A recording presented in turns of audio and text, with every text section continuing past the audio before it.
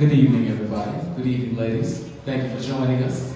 Thank you for joining the Black Women's Expo. Supporting. We love that for decades they've been doing this, and we appreciate them inviting us in here tonight. So, it's towards the back end of the expo, and I'm sure everybody's had fun. They're seeing vendors, they're doing their thing, but we do want to have a non-serious kind of serious. So serious?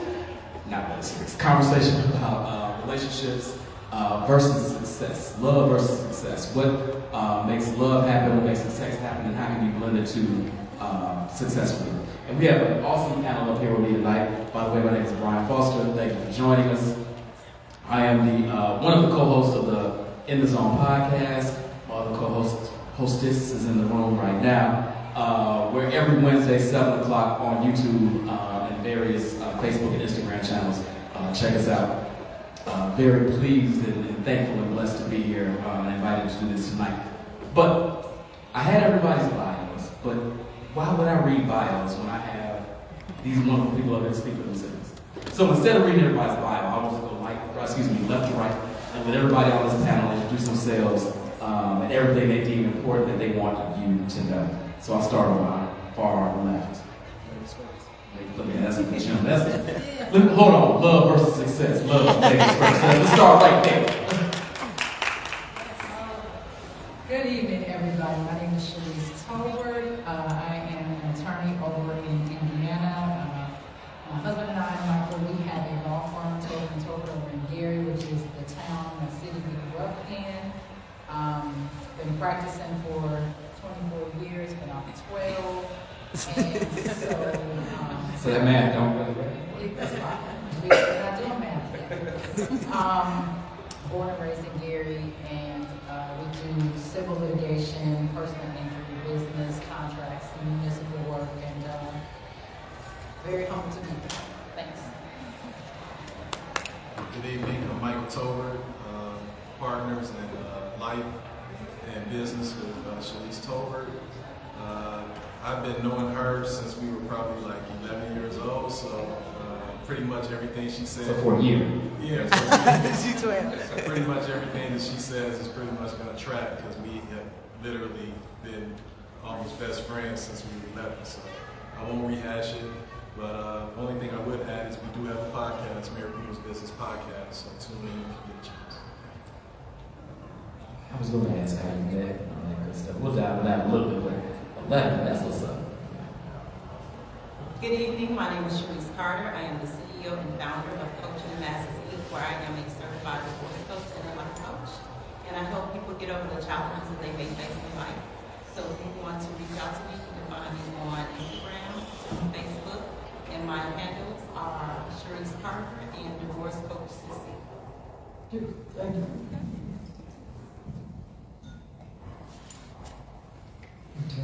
Okay, my name is Gina B. I am the co-host of the Chris and Gina Relationship Show. I'm a former member of Six Brown Chicks and also a former columnist of Tribune, where I wrote something called the Gina Spot some years ago. And I just opened a restaurant with my husband called Wax Vinyl Bar. So if anyone wants to find me, you can find me there. Wax Vinyl, let's get it. Good evening, everyone. My name is Chris Levy, also known as Chris the Critic. I am one half of the Chris and Gina Relationship Show. We air every Tuesday at 7 p.m. You can find us on Facebook at Chris and Gina Relationship Show or on YouTube at Chris the Critic. That's Chris with a K. My real profession is Tasha's husband and father to 3 daughters. Ages 13, 14, and 30. Wow. So, 30. I was how old? I know I'm good looking man. That's right. That's good stuff. That's what's up. Nice to meet you. I love that he started with my real job as Tasha's husband. That's y'all love me showing up already. We haven't started well. All right. So let me ask you this. I did not preface this when I started. I am married for 15 years, father of 4, 23, 20, 10, 13. Don't do that math. So, very, again, a little little bit of experience in this, but I do want to ask before we start preparing how you can get into what love versus success looks like. I'd really like to know what love looks like. What does a healthy relationship looks like? That's where I want to start the basic, and we can go from the conversation from there. I want to start right on my right since we started here the first time. And so what does a healthy relationship actually look like to you? A healthy relationship is a relationship where you can both communicate well and you're able to address your issues without having any big blowout. Respect, honesty, consideration, and admiration for the other person. That's a healthy relationship, especially when you're going through things. You need all of those components. Love. Jim? I would say that a healthy relationship is with two people who are committed to allowing the other person to be who they are, and to just kind of be accepting and not try to change the person, but just kind of try to roll with it. That's what I think is probably, in my opinion, most important. It keeps my relationship on the rails. I've been married for a little less than a year, but together for 15. So.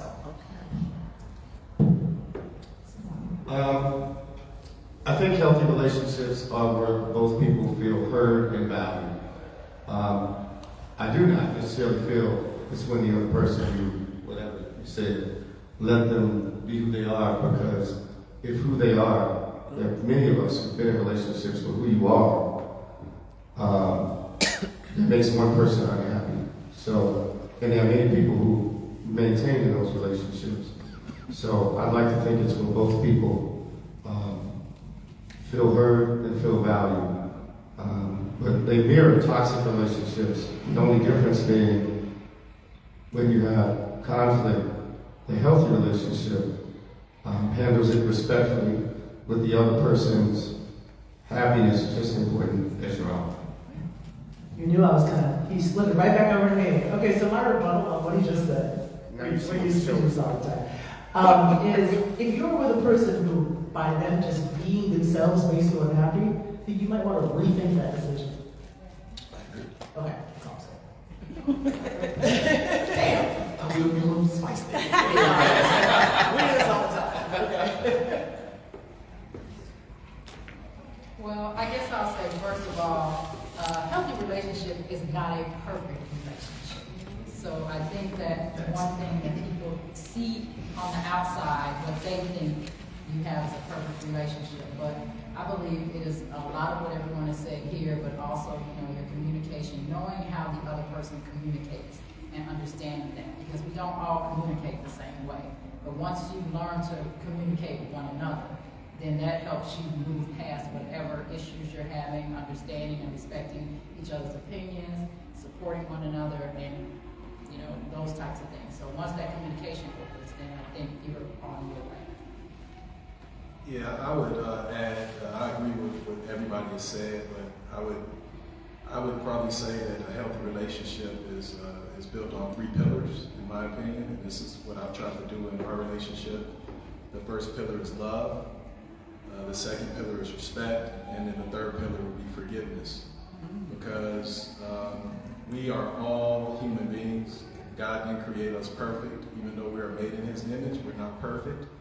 And we make mistakes. I make mistakes in my marriage all the time, and I thank God that my wife forgives me for those mistakes, and it's reciprocal. We have to respect each other. We have to love one another first and foremost, and we have to be very, very patient with one another and forgive each other for those mistakes. And I'm very old school. My father is from the South, and he's instilled a lot of Southern values in me. So I'm an old school kind of dude. So back in the days, there was just no divorce was not an option. Y'all might sleep in a separate room. You might even have a family across the way, across the block. I'm not saying I would do that, but I'm just telling you how old school dudes move. But divorce was just not an option, and we don't even allow divorce to even creep its way in our communications with one another. So that's what a healthy relationship is for me. Man, what fraternity you in, brother? You sound real good over there. Yo, Captain, out the side. Yo. Out the side. There's only one fraternity. There's only one. That's cute. So hold on, everybody up here at some point mentioned communication and how important communication is in a relationship. So my question becomes then, how can you effectively communicate as a couple when you have differing opinions and or values? We don't all come to the table with the same thoughts, feelings, opinions. You find a way to mitigate that and find the middle ground. So how do you have that talk? How do you have that type of communication when you don't necessarily agree on something important? Not about what not to have at dinner or to have at dinner, but something important. Child rearing, God fearing, as you mentioned, whatever the case may be. How do you mitigate those conversations? You're going to ask the two lawyers, right? Yeah, you're right. That's straight to mitigation. That's right. This is going to be an interesting answer. I want to hear what you got to say about this. Well, I'll be the first to admit that I am still working on my communication style and how I receive and how I am open. But you have to learn to be open. And, you know, with our history, we've been friends for 37 years. And we haven't dated all the time. We've been married for 18, together for 20. And, you know, we used to talk to each other about other people we dated. But to know him as my significant other and to understand how, like, I didn't know initially that he was this traditional dude. I'm like, that's my boy, we gonna be all right. But to learn one another, I think, and learning the communication styles and being open to that, it was hard.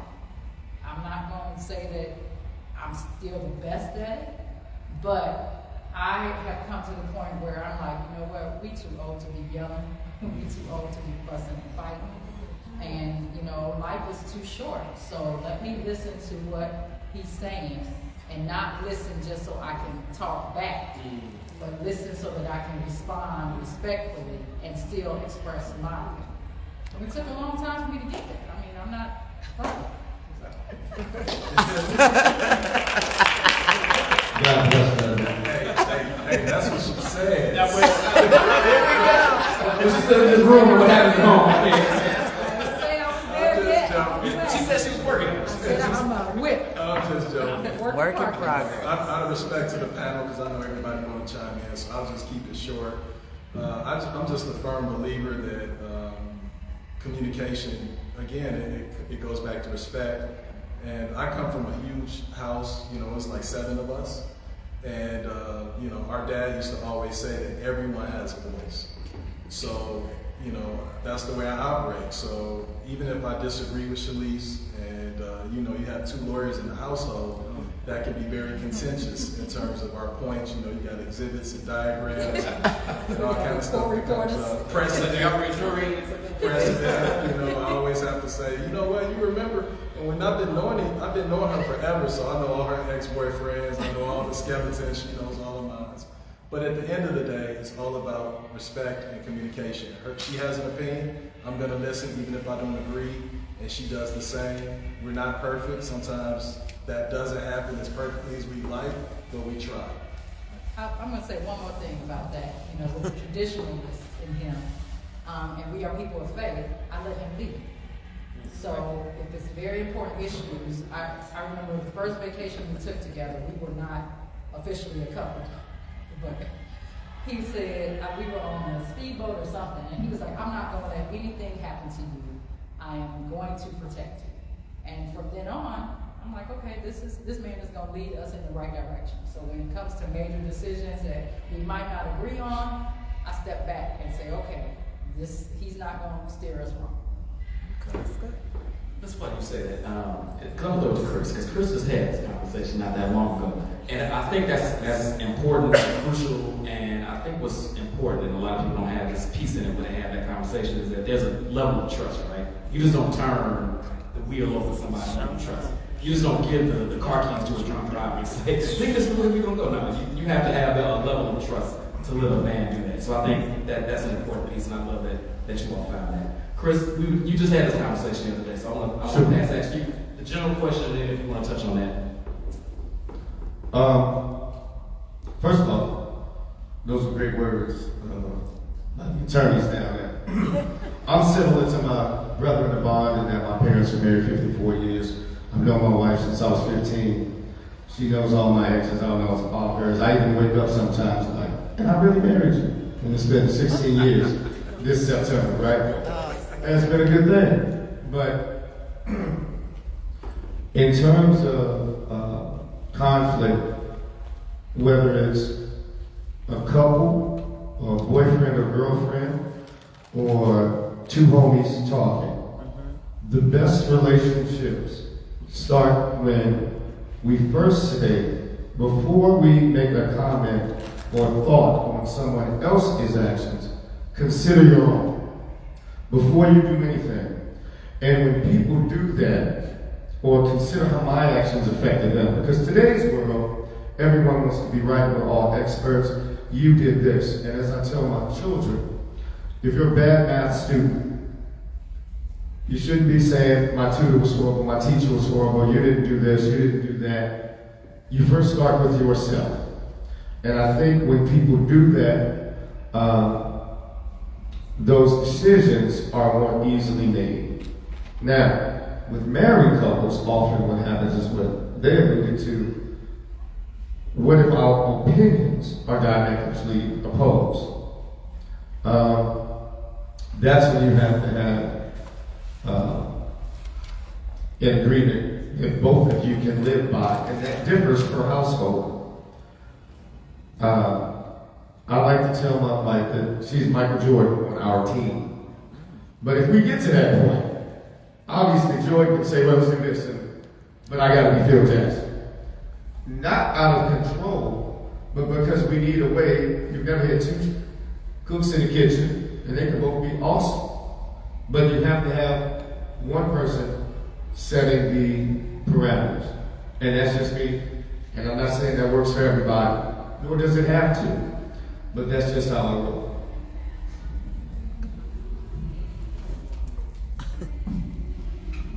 Well, I think that there needs to be trust, respect, loyalty, because when you're having different opinions, you need to understand that my mate is he or she wants to get their point across, and you have to have a listening ear.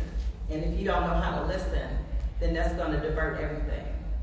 So the basis that you need is trust, respect, and loyalty in order to go over hurdles that you may have to occur. And oftentimes, when people aren't able to communicate well, they don't trust each other, they don't have loyalty for each other.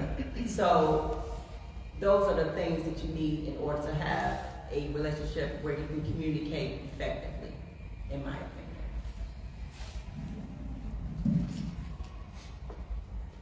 I had to think about this one because my husband and I have two different communication styles where I am very direct, right?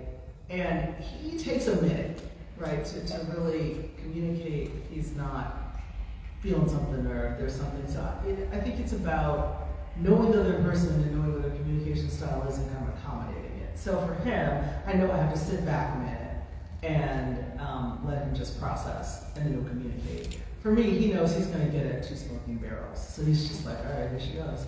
But I mean, you know, and then he's just sort of quiet. So I think you just have to know who you're dealing with in a lot of cases, because I just know that he's not going to communicate the way I do. But it doesn't mean this communication is less valid. It's just that I may have to, you know, wait until he processes it a little bit. So. Love it.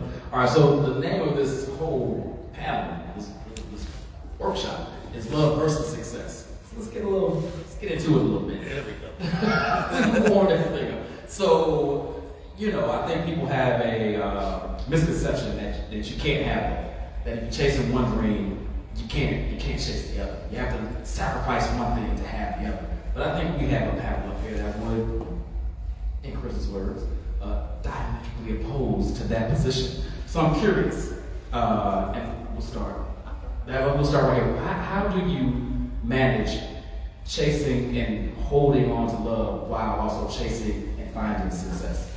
Is success could mean in business or any other phase of life?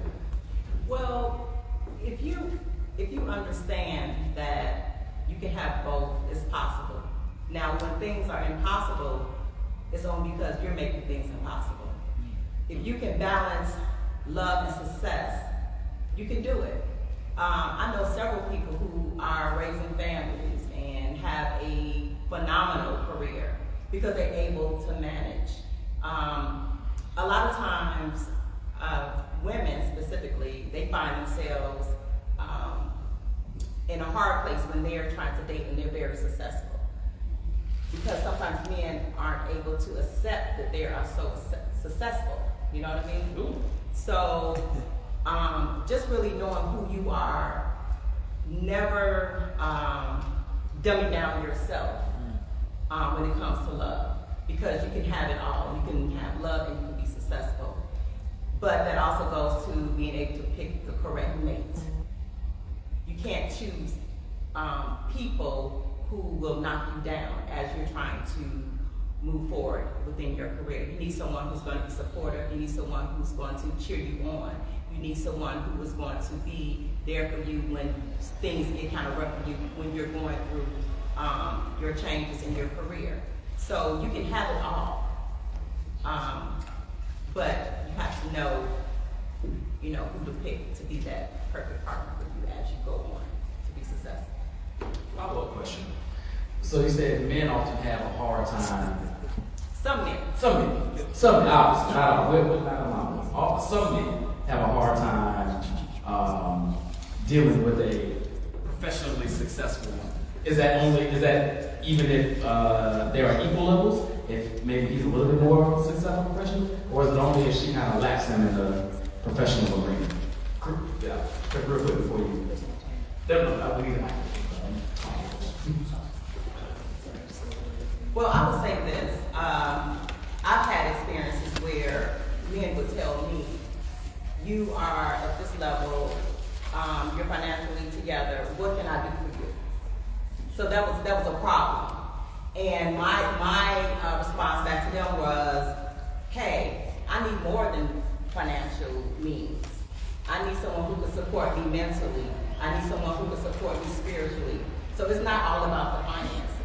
And so those were some of the problems that I would run into personally, and other women that I know as well. Some of my friends, they have issues with men who feel like, okay, you make this amount of money, you have this house, you have all of these things, what can I provide you? So, I mean, that's a real issue. I love that you filled in those blanks. It's more than financial support. It's not time for audience questions. Hold that. We'll come back to it. I got you. All right. First off, since we are at the Black Women's Expo, I would like to say that Black women are killing the game professionally. And I think that has posed some unique challenges as women are more hypergamous by nature. They want a man doing, above them. They pull CEOs, women, men, female CEOs, usually single, or she has a male equivalent almost on her level. The male CEOs, their wives run the gamut. That is just the difference between men and women. None are right. But I will say, and I'll push back a little bit on some points, that I've often seen a lot of. I enjoy the time.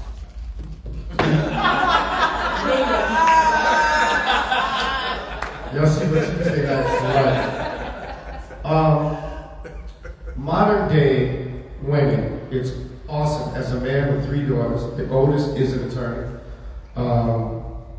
engaged. The 2 youngest want to be career women, and that's fine. But I've often asked them, do they want a husband? And what type?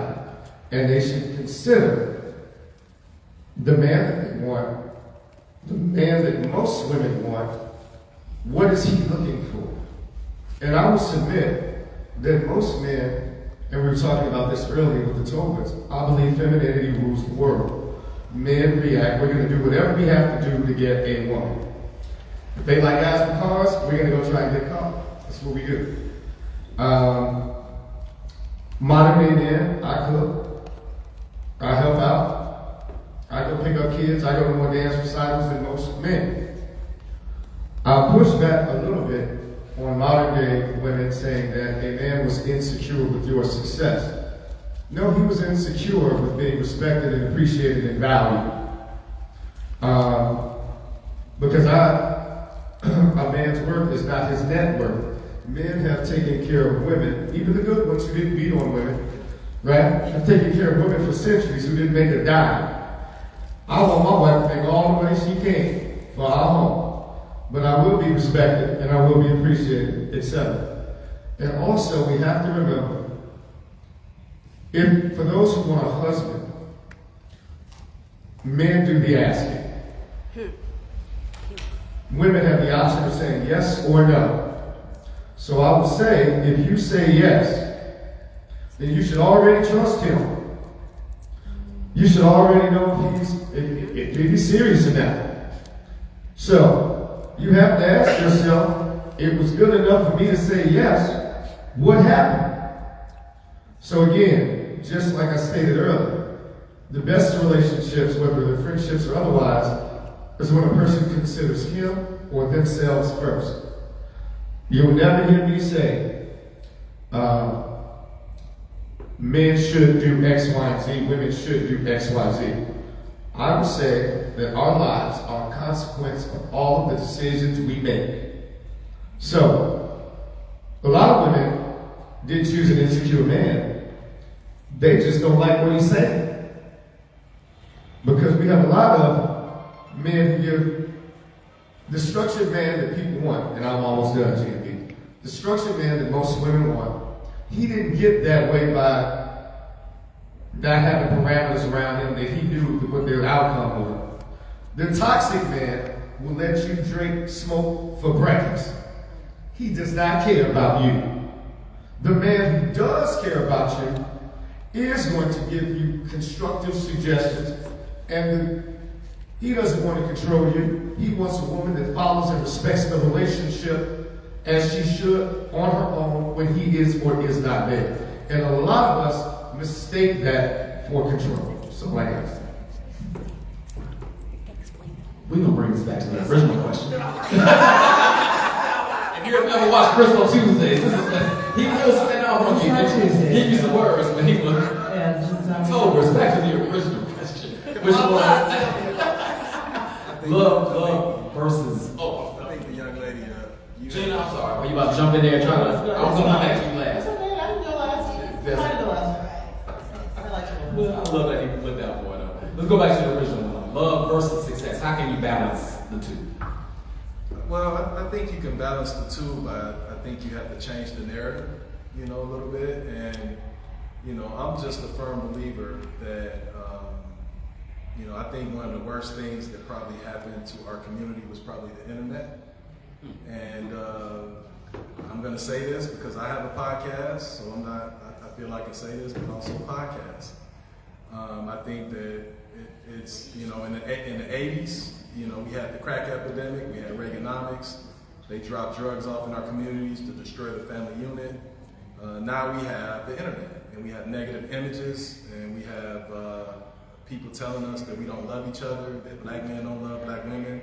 That's not true. Obviously, I love my black women and my black woman, and there are a lot of black men out there, more than people think, that love black women. And we're not all insecure. All black women are not money hungry. They're very smart black women, more than there are, the negative women that you see depicted on the internet. So I think in order to have success and to be able to talk about love and success and be able to have it, we have to change the narrative. We have to start educating ourselves. There's a book there are 3 books that I'm going to recommend that all of us should read. The first book is by Tom Burrell. It's Brainwashed. It talks about negative propaganda that has been used to really shape how we think about each other. The other book I would recommend it's called The Jewish Phenomenon. It's a book that talks about basically how Jewish folks, how they operate in their relationships, and essentially why they're on the top of the food chain. And one of the things that you'll find in the book is this conversation, this pitting of woman against man. They don't have those conversations in the Jewish household, and you won't find it. You will not find a Jewish podcast with a Jewish man and a Jewish woman down on each other. You will not find it. It does not exist. It just doesn't. You know. And the last book I would probably recommend, kind of as a transformation, a narrative transformation, would be The Millionaire Next Door. Those are all books that I've read, and all of those books talk about how you can have successful, thriving relationships without conflict. And I think that's what we kind of have to talk about. We should be able to talk about our relationships in a healthy manner, in a respectful manner, without the us, black men versus black women narrative. So that's kind of the way I see it. I guess I would say that when it comes to love versus success, I don't know that I've ever had to choose, because I had supportive people in my corner, even prior to us dating. I think I've had supportive mates, but at the same time, I think that when it came to making decisions about changes in my career, there was always a discussion. It wasn't just, okay, I'm going to do this. Because I am with someone, what I do affects us as a whole. So to say, I don't want to say that I wasn't selfish, because of course I had my own goals and what I want to achieve, and had that in mind before we became a couple or whatever. But to discuss those things with my husband and my friend, I think that's the thing that I think makes us a little different, because we've always been friends and been able to discuss these things outside of it being us dating or hooking up or whatever. It's like, hey, I respect your opinion as a man. You're the male point of view for me. So I think that's why I feel like I've never had to really choose. But when you've got someone that you're looking at to be a prospective mate, spouse, you should be able to talk to them about the goals that you have, about being supportive. And so it doesn't turn into that you have to choose one or the other. Now, when you've achieved certain things and you've been on your own and then trying to find someone, because I've got girlfriends that are very successful, and my husband's always like, why isn't so-and-so with somebody? And I'm like, I don't know what y'all are looking for. I ain't have to date in like 20 years, so I don't know. But at the same time, there has to be some self-reflection. And what is the woman really looking for? Where is she looking? And if there are men that are, quote-unquote, intimidated by what she is doing and what she has achieved, then I think that it's time to look somewhere else, because you might not be looking in the right pool. And I don't say that in a negative sense. I say that to the extent that, as Michael's talked about, how our community has been broken down by other folks besides us. I like that last point, by the way. That was good. Like, look somewhere else. That was awesome. We're going to get the way to look at it. I said. But that's good. This topic is always kind of funny for me, because I don't, okay, so my husband and I are both pretty aggressive people about our careers, but sometimes it's like I'll take precedence, sometimes he'll take precedence, and for us it's really about staying in our lanes, right? So it's kind of funny, because if we're out together and we're at a networking event, there's somebody who's clearly in my lane and he'll step back, and someone who's clearly in his lane and I'll step back. And now we own this restaurant together, it's like even more important we stay in our own lanes. Like, I manage this part, he manages that part. We defer to each other. And it's like, I don't think that love and success should get in each other's way if you are really clear about what it is you're trying to achieve. Like, in my household, for example, my husband does not fix anything, okay? I fix everything. Now, we're clear on who fixes stuff. If something is broken, he knows that Gina is going to fix that, or he will pay for it to get fixed. It's one of the two, right? So I'm still very nicely into that. I like to fix things, he does not. And it's not traditional, but it's okay, because your relationship doesn't have to be traditional. You just have to work out between the two of you how you're going to handle yourselves, and then you keep it moving from there, and that's the way to keep it on the rails. That's my 2 cents.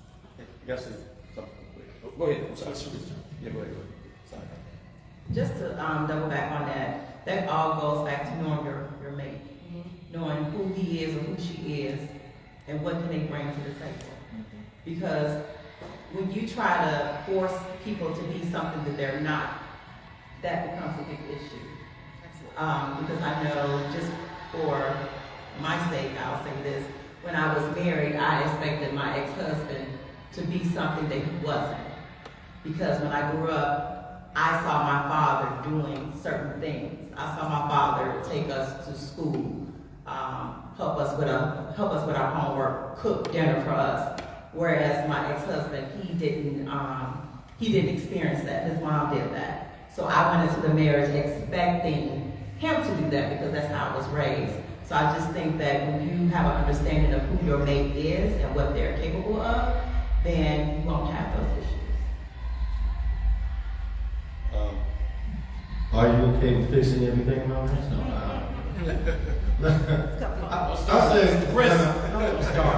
I'll say the love versus success, all good input, by the way. I don't disagree with anybody. But I don't think you can necessarily have it all. I think you have to, as with anything else, if you get a degree, you have to know the requirements to get that degree. If you go to law school, you have to know the requirements to go to law school. If I want a woman like this, I need to know the requirements a woman like that has. If I want a man like that, I need to know what the requirements of that man wants. I don't think we always do that today. I think, and when you have a career, it takes you away from considering that. And I think you have to balance. And I think that's where people have a gray area, is that they know what they want. They feel they deserve it, but they aren't considering, does he or she, if I fit what they want? And that's probably the biggest issue we have. And like my brother in the bond stated, porn has ruined the generation of young men. They do not know how to talk to women. And the internet has ruined, I think, a generation of women because they see these images. Women do like validation, appreciation. You could be a very, very average woman and have all these dudes in your DM. And then you say, I ain't gonna settle. Well then, wait a minute. I gotta say this beat. Hurry up. For those people, I never heard that term, I don't want to settle, and what's what I do today.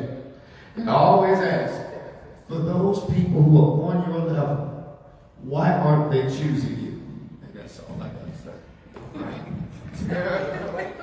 Jesus. I think she's getting away from him more than giving it to you. So, Chris, we could go 100 different ways down there, but we're gonna something was said earlier, and I want to bring it back to that, which almost sort of touches on that. So, I didn't mention this earlier when I was introducing myself. So I was married before. Married my high school sweetheart. We were together 10 years. We were married 10 years. Like I said, we fell in love as kids, grew up to be different adults. So when I got back out in the world, right, and I can't even, when I got out in the world, I had never been out in the world before. I didn't know how this dating thing and where to find people. This is before internet dating and all that stuff. So I was like just kind of figuring it all out. As I think many of us still are, even with all the options single folks have. So my question is then, where do successful people find successful love? Like, where do you find somebody, to Chris's point, that has the things you want, you have the things they want, you can be together and figure it out. It's a million different options that doesn't seem that they all are viable for everyone. So I want to ask, I'm going to start with Gina, because I don't think I started with Gina yet. What are some of the best places to meet somebody that you could vibe with? You know, it's funny, I always tell people that I can, I'm taken, but I meet men all the time, and Mariano's like, you could Home Depot, and it's like, but I mean, realistically, they'll follow you down the aisle. Home Depot is kind of interesting, and they know how to use tools. But as far as like-minded people, you just gotta figure out where they're gonna be, like, what is your activity? What do you enjoy doing? Is there an association for it? Is there, do friends have friends? Do they come vetted? Like I like a good vetting situation. It's hard. I think that, I had always met men when I was having the best time of my life doing other things, and people wanted to be part of that. So, see how perfect? That is so petty. But I was done. See? He's so mean. You should ask Tasha Levy that question. Can we do an audience? Well, Tasha was like, I'm not doing this. She advised me to find me. okay, Tasha, we come back to you on that one. Shelice, would you like to know that? I agree with what Gina said. It depends on what you like. Go places where you like. Like, for instance, if you like to go ski, go to skiing events. If you like to go to church, go to church. I mean, you can meet someone who's compatible with you anywhere. But my suggestion is go meet somebody where places where you like to go and things that you like to do. I know some people, they're going online dating, and that's really hard because a lot of people present themselves to be something that they're not. And quite frankly, I've done it before, and me personally, I did background checks because I don't know you. And I think that, online dating, now it's just basically, it's for sex. People are on there only to have sex.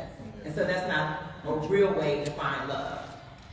So my suggestion is, like I said, if you like to ski, go to skiing events. If you are an accountant, go to conferences that surround us about that. But really, go somewhere where you like, because you want to be someone who is like-minded like you and like to do the things that you do. I want to double back on something real quick. I find it helpful to work with your non-negotiables, right? So, if it is very important to you that someone goes to church, then start there, because then at least there's foundation there that you can work with. If you are a golf person and you want to spend, all your Sundays on golf, make sure that that's your non-negotiable. Work there, but don't go places where you just think you're going to find somebody and then you want to change that later. That's I agree with you all. I would first start with myself, because everybody knows what they want. Am I what he wants? And because I want a man that makes this amount, that does this, and looks this way, and this, that, and the other. Am I what he wants? If I'm in a room with a bunch of people, is he choosing me? Does he want a woman that acts like me? If there's conflict, does he want that? Because at the end of the day, he has to choose you, right? And you have to, like him, but he got to want you back. So where do they find these people at, Chris? There you go. First you got to know what you really want, because if I brought in a church going there and all this, and he was 5'1" and 300 pounds, y'all would say no. So you got to be real with yourself, right? Let's not do that. You want a man with some money? If I were a woman, I would go every town, and I would want a man with some money. Number one, less emphasis would be on looks. So every black law convention in town, I'd be at the after party. Every doctor's convention, I'd be there. Blue collar men, if they would drive a bus and been driving for 35 years, a lot of these women have left good men. I would be where they go. I would go where the fish are. And I would be my best self, and men will do the rest. They will come to you. But you can't just go to your lounge every week and say that. And even online, I would push back. Are you asking the right questions? Because there are people online, because if I'm online with a woman, well, he can't spell good, chances are he can't read. And if he's a man that just wants sex, all men do. Jesus Christ a man, when he first meets you, probably wants to sleep with you. It is your job to say no, because men have never treated women better than before they sleep with them. Can I tell Take you? your time. Chris comes on so many tangents. I don't need to. Go, please. Well, that's a very interesting question, because Shelice and I talk about this issue quite a bit.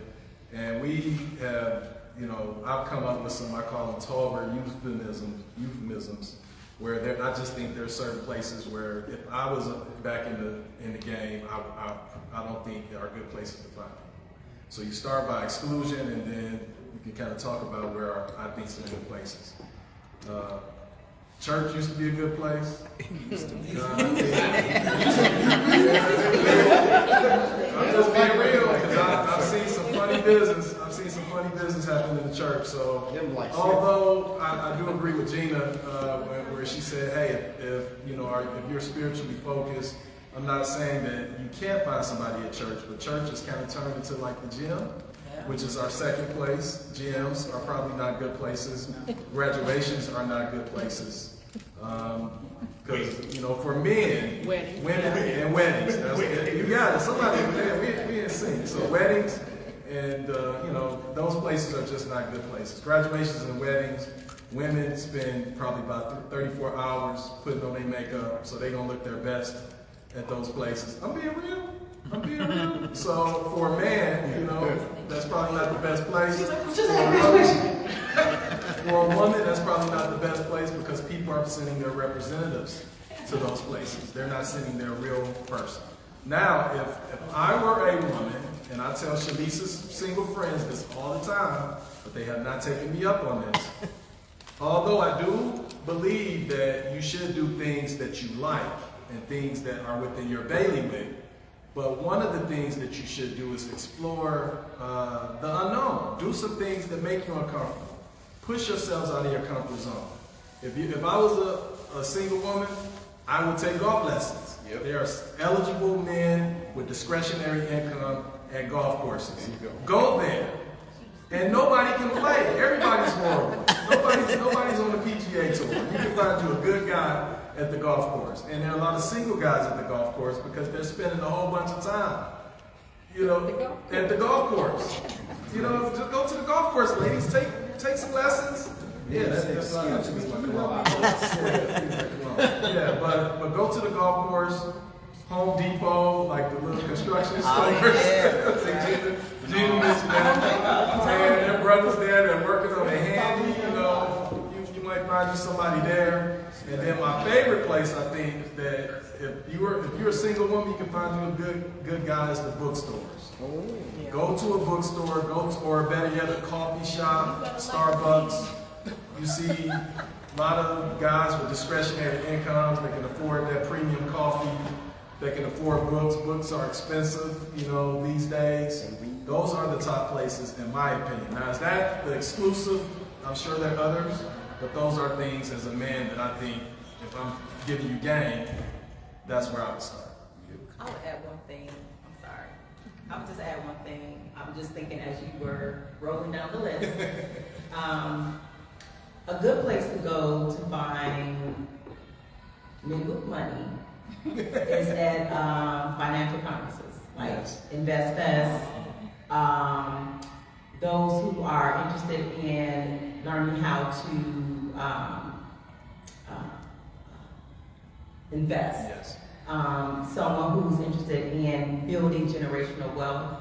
So those are good suggestions. And ladies, please stop going to the Kappa Conclave.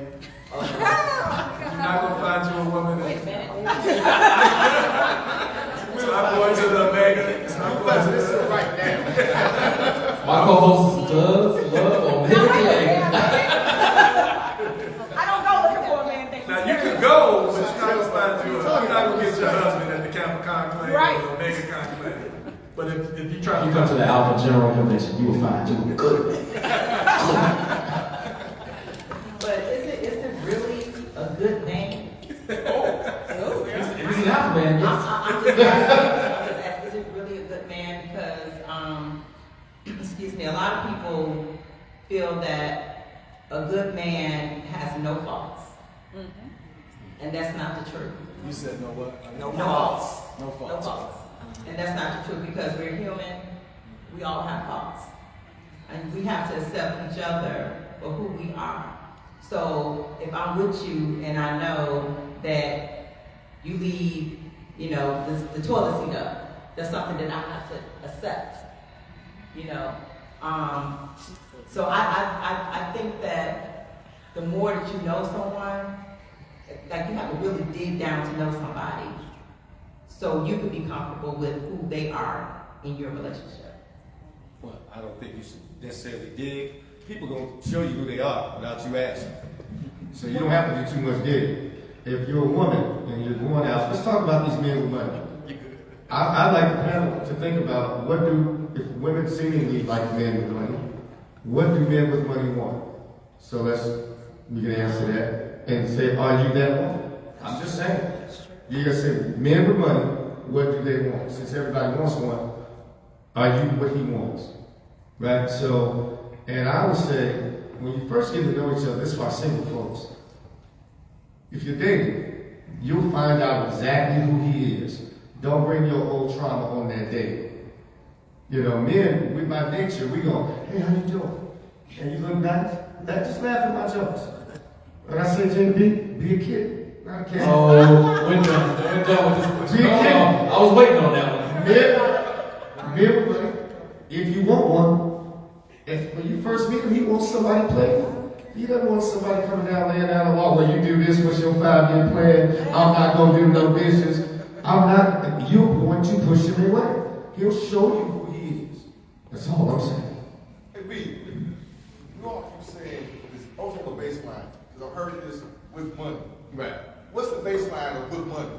You talking about 6 figures? That's individual. Depends on who you are. That's the baseline then. No, it depends on who you are. Like if 100,000 is a lot for you, then sure. It depends on who you know. But whatever you think of money, I want to know what women think that man is requiring something. Well, irrespective of that though, he's talking about What the baseline is, but what is money? With money. I think that's a moving target. I think it is. I think it depends on the woman. Like everyone doesn't require the same amount of resources, and so figure out where your resources are. If that's a person that's going to match you, then that's a person with good money. You know what I mean? If for some people, hey, you make $52,000 a year, and you got a really lovely apartment, then that's someone with money. I mean, it depends on how they feel. Depends.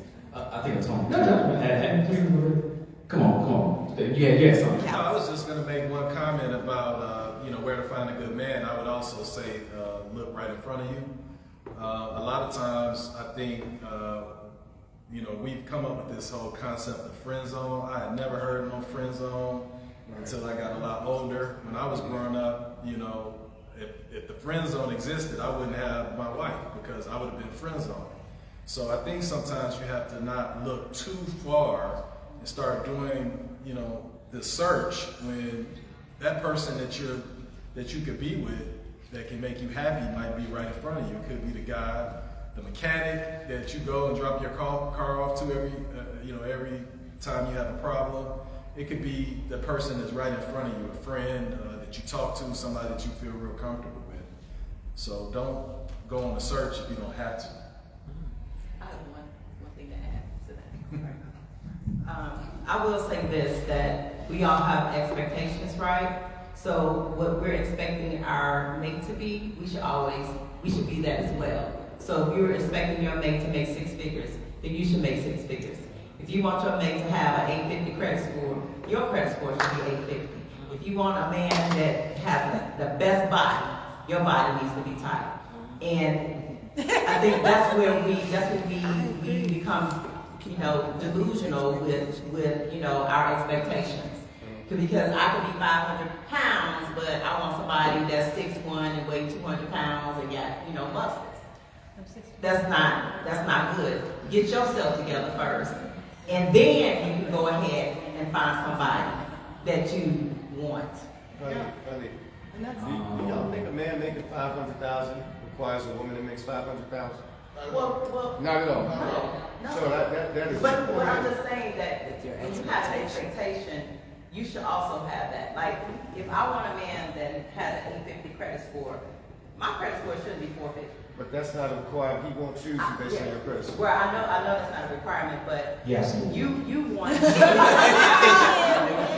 Not for your credit.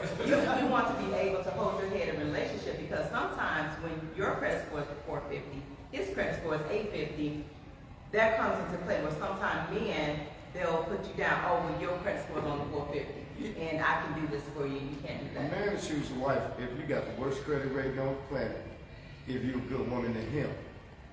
It doesn't, it's just something we don't, men don't require women to be certain height. We're just different.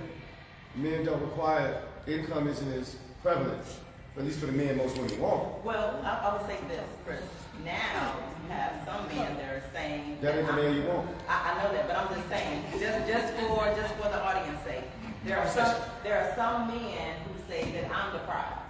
That's right. What are you gonna bring to the table? So now I know what you're saying, but things have changed. Yes. So what I'm saying is that if you have an expectation for someone, then you should be that person as well. All right, that attitude keeps a lot of women single. I have 3 daughters. One's getting married September 1st. All of them gonna be married before 30. They're all gonna have careers, right? But and guess what? They better choose a man they consider a prize. Please look One doesn't have to. One does not have to. Chris will take care of that. One doesn't have to make one doesn't have to make the other untrue, right? If you could choose, if you got a spouse and they're willing to jump in front of a bullet and die for you, that's a damn prize. I don't care how you slice it. Gina. Well, but I think there's nothing wrong also to your point about self-improvement and being introspective, looking in the mirror and saying, am I looking for what I project? Like, is that, I remember this guy that I used to know who, he was pear-shaped, which I'm not a fan of pear-shaped. Anyway, so I'm sorry, yeah, I understand. You haven't asked me mine anyway. So he was afraid. And so he would always say things like, well, I can't handle a big girl. I'm like, sir, you are a big girl.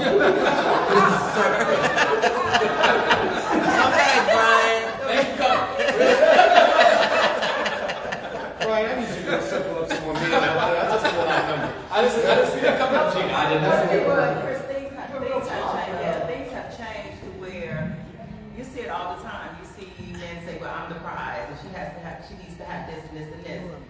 Men have changed. The thought process have changed. You're even seeing women asking men to marry them. Things have changed.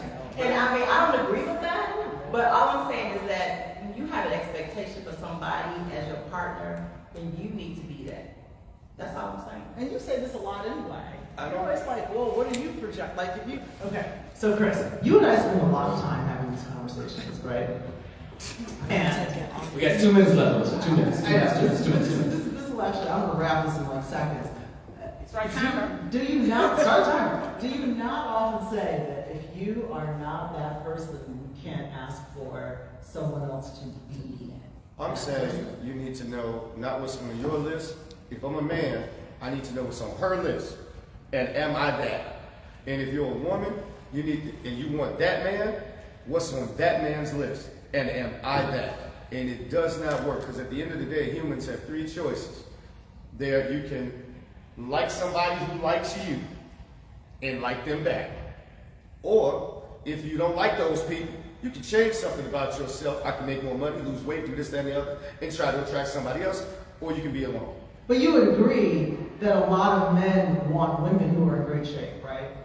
I would say that men, all men want that, but men know this. I know I can't have, with my money, the prettiest woman on the planet. Period. But what's wrong with a woman saying? I can also say my wife. Wait a minute, bro. Wait a minute. As we get older and get more, Wait, let me finish. that becomes less important. Let me finish. I'm confident with how I look. My wife has dated people that I would say are better physical specimens than me. But that's the woman for me in totality, and I'd like to think the same. But I had to find somebody I liked her. Am I what she needs? Right? And I'm sure she probably thought the same And thing. there's some fine ass women that are ugly on the inside. I couldn't stand it. I couldn't be with her. So I don't care about That's different. I don't care about that. Well, most men, the men women want. Your money ain't that important, your height ain't that important. Hell, your weight ain't even important if you make him feel a certain way. you just gotta be peace. I got Goddamn right. All right, let me shift gears for a second. Yes. Keep this going.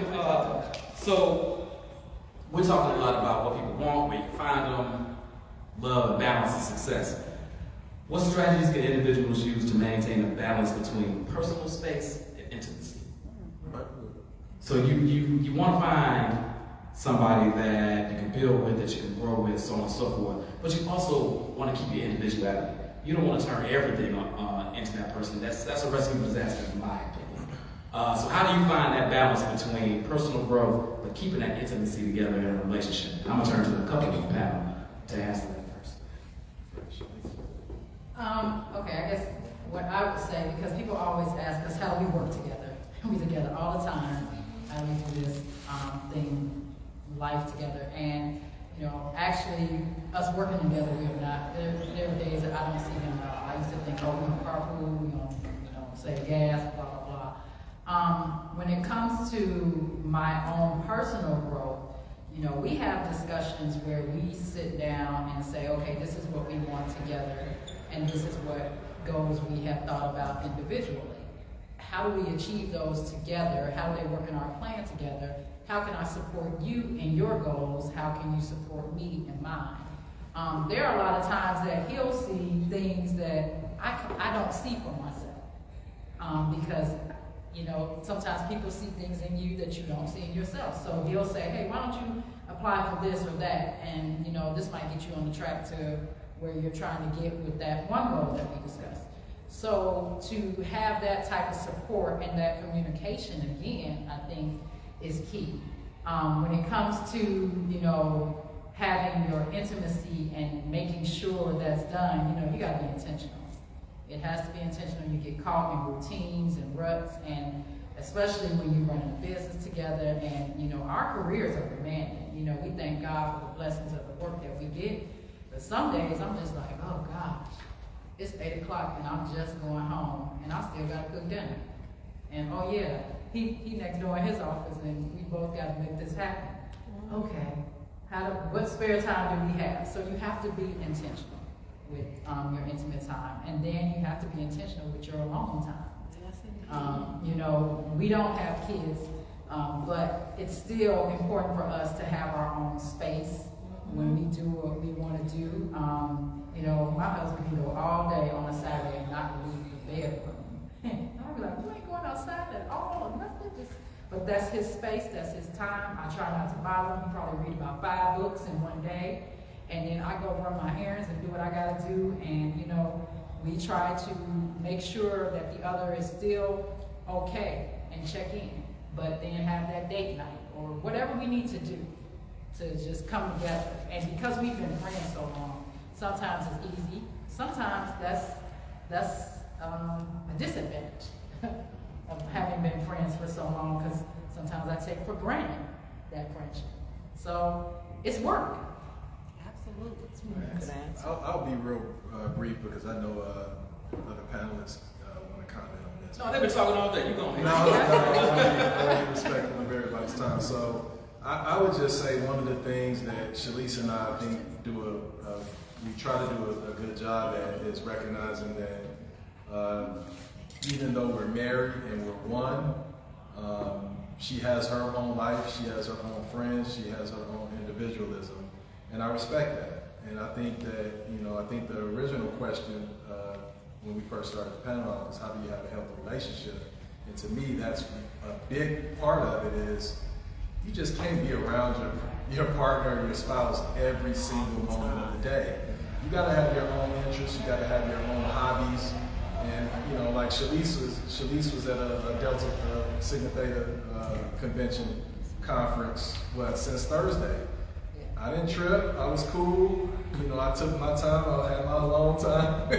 I took that time to decompress and to relax and read books, and I think I went to a wedding by myself. Everything was cool, so I think that is a key component of continuing a healthy, vibrant relationship, because I don't think it's healthy for your partner or the person that you're with to lose their individualism. I just don't think that's healthy.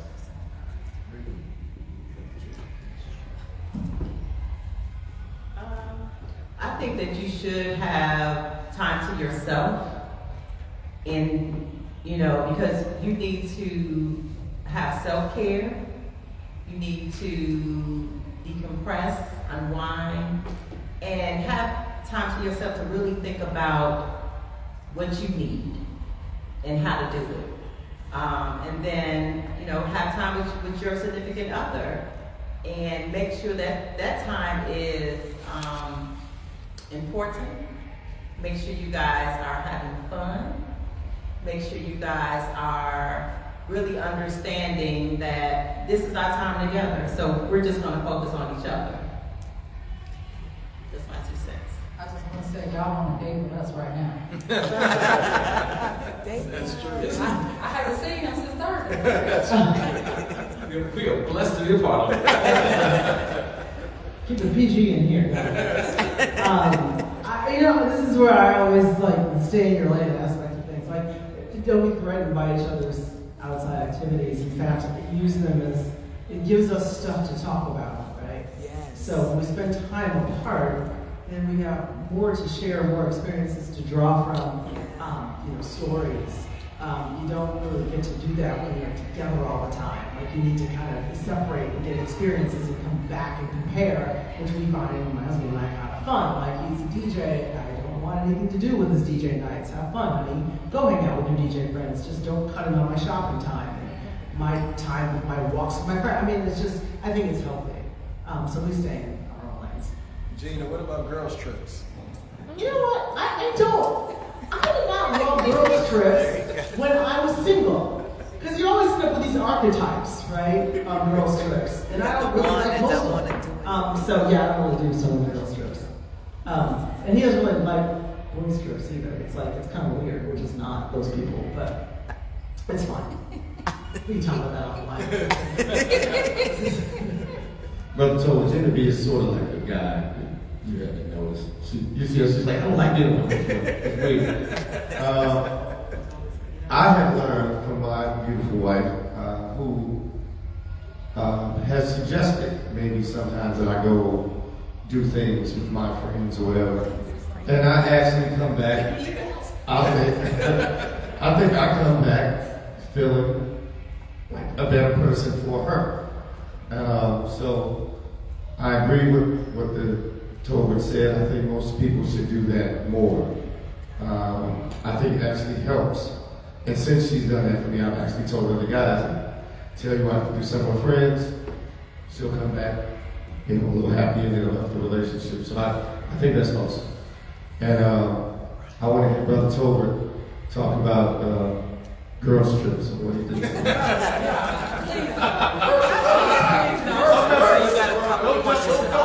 got a couple of questions. Shelice and I have had extreme conversations about girls' trips.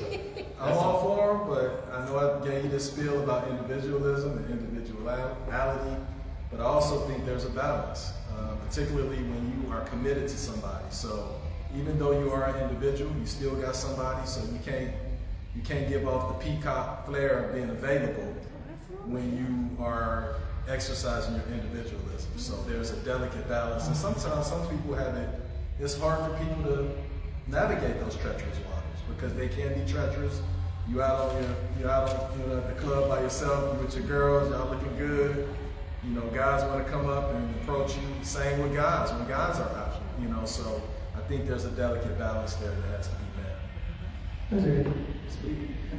I was just told we might have a couple of questions from the audience. We are coming up on 10, 12 minutes left. If anybody, I still have a couple of questions I can ask, no pressure. But if there's anything that you all wanted to ask, this is the time. I know Nate had a couple of things he wanted to say, but he skied out. I have a question. I don't think, hopefully, can everybody hear me? Absolutely. I don't understand. Well, since you insist. So, I've been married almost 25 years. Congratulations. Thank you. I met my husband prior, well, he was an alcoholic, which I didn't know. But after 15 years of marriage, he became sober. So now he's like two different people. Which So- one you like that? Say what now? Which one you like that? Actually, I like that.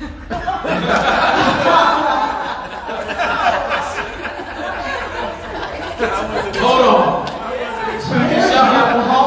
Let me turn this back this way, but she get in trouble. Look at that information.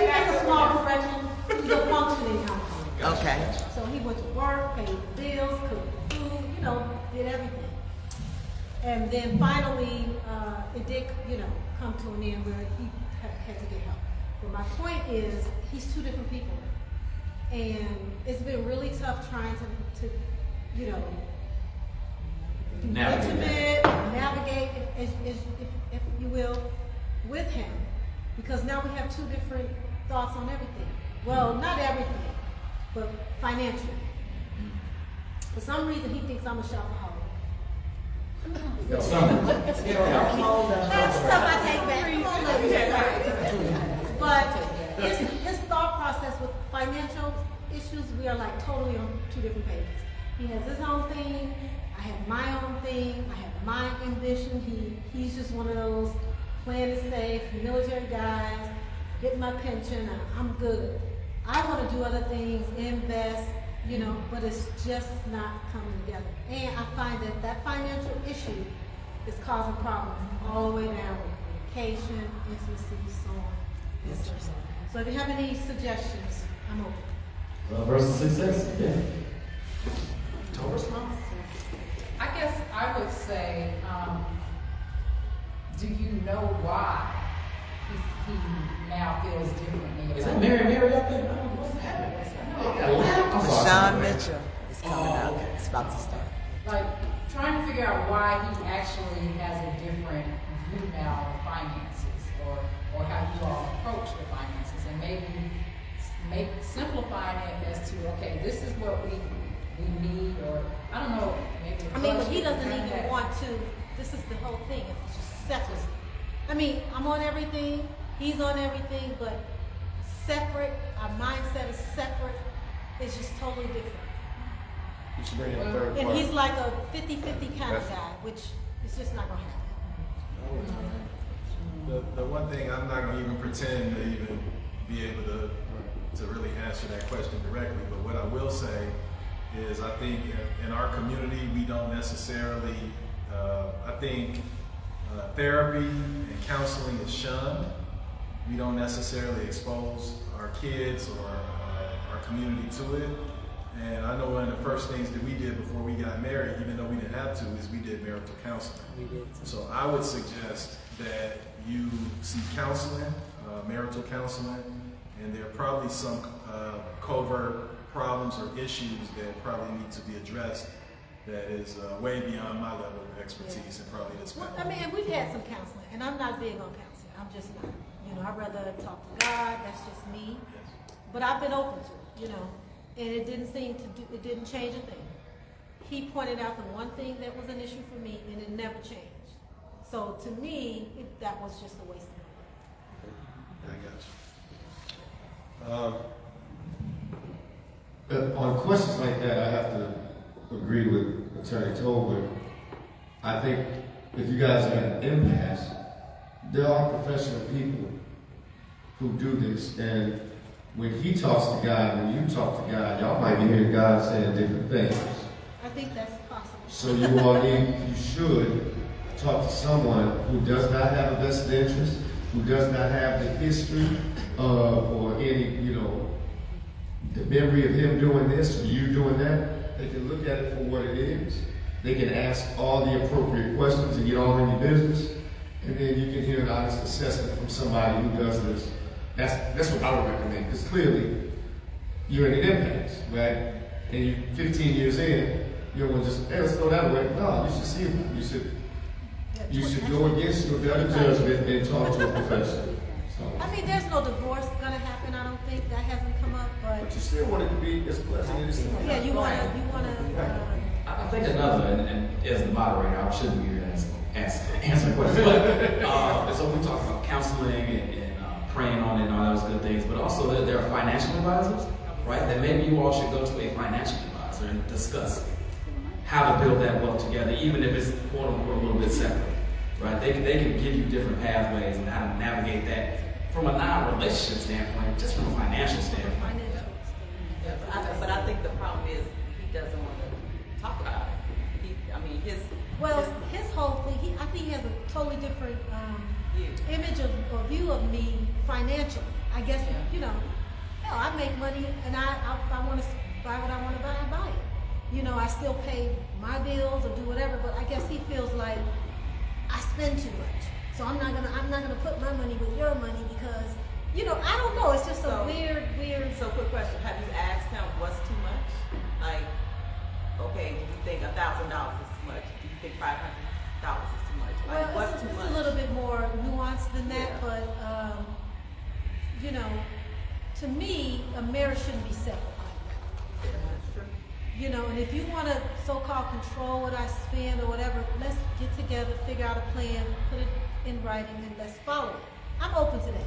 But if you're not open to that because you think I'm just going to just destroy the whole pot, that's just not the case.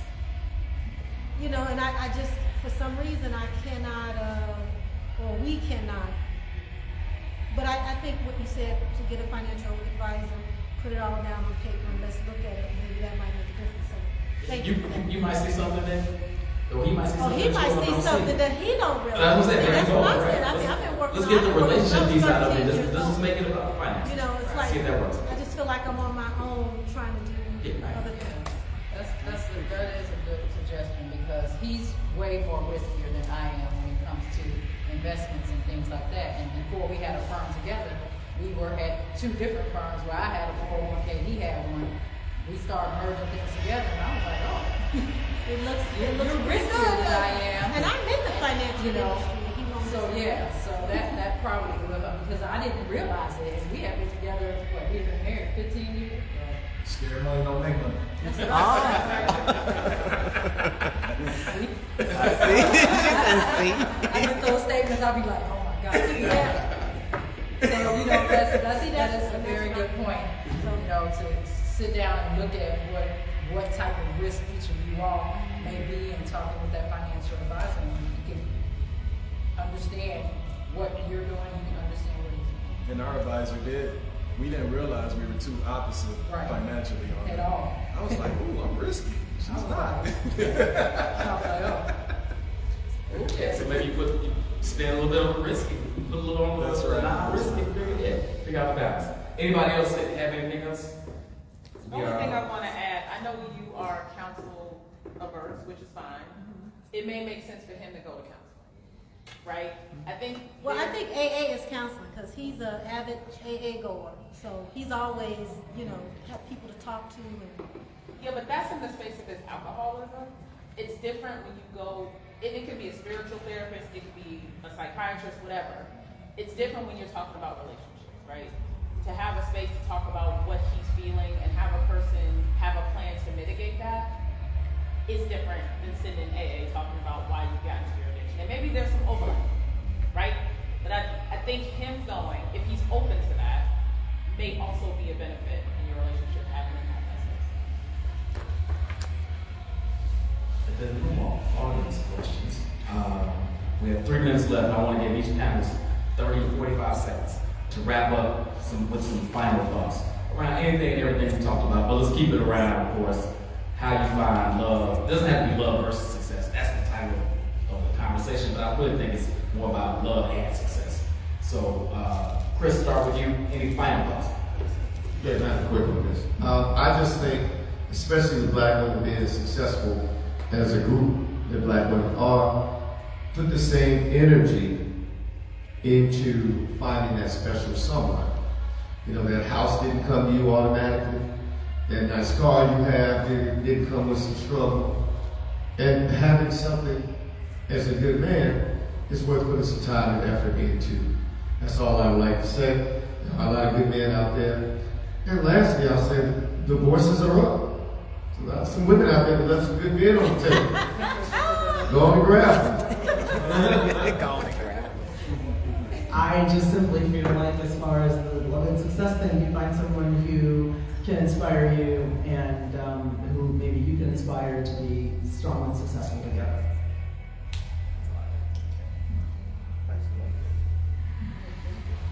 I believe that you need to be honest with yourself, be honest about who you're picking, because I believe that you can have it all. You can have love and you can have success, but you just need to have a balance between the two.